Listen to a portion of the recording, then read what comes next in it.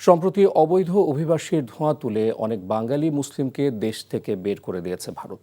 এই কাজে যথাযথ প্রক্রিয়া অবলম্বন করেনি নয়াদিল্লি। বুধবার মানবাধিকার সংস্থা হিউম্যান রাইটস ওয়াচ এ তথ্য জানিয়েছে। সংস্থাটি জানায়, বহিষ্কারের শিকার হওয়াদের মধ্যে এমন অনেক ভারতীয় নাগরিক রয়েছেন যারা বাংলাদেশ সীমান্তবর্তী ভারতের বিভিন্ন প্রদেশের বাসিন্দা। বিস্তারিত জানাচ্ছেন ফারুক হোসেন।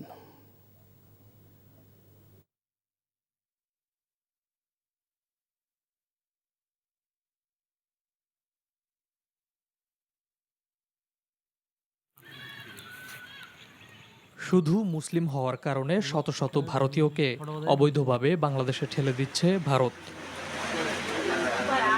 বিজিবি জানায়, গত 7 মে থেকে 15 জুনের মধ্যে 1,500-এর বেশি মুসলিমকে বাংলাদেশে ঠেলে দিয়েছে ভারত, যাদের মধ্যে নারী, শিশু এবং রোহিঙ্গারাও রয়েছেন। বিজেপি শাসিত রাজ্য আসাম, উত্তরপ্রদেশ, মহারাষ্ট্র, উড়িষ্যা ও রাজস্থান প্রশাসন মুসলিমদের ধরে সীমান্তরক্ষীদের হাতে তুলে দেয়। এরপর তাদেরকে বিভিন্ন সীমান্ত দিয়ে বাংলাদেশে পাঠিয়ে দেয়া হয়।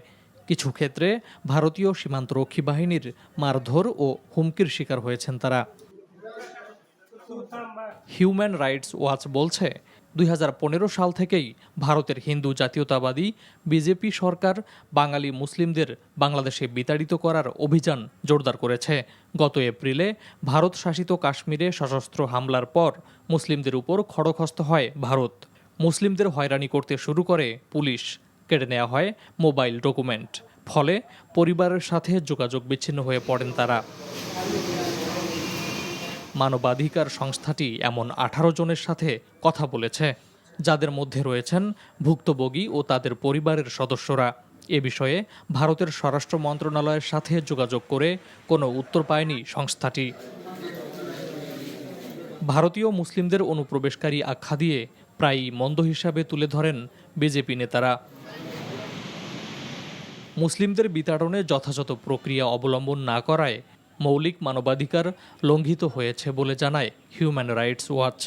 তারা বলছে, ভারত সরকারের উচিত যারা বহিষ্কারের শিকার হচ্ছেন তাদের জন্য মৌলিক সুরক্ষা নিশ্চিত করা। ভারতীয় নিরাপত্তা কর্মী এবং সীমান্তরক্ষীদেরও অতিরিক্ত বল প্রয়োগ থেকে বিরত থাকা উচিত বলে মনে করে সংস্থাটি।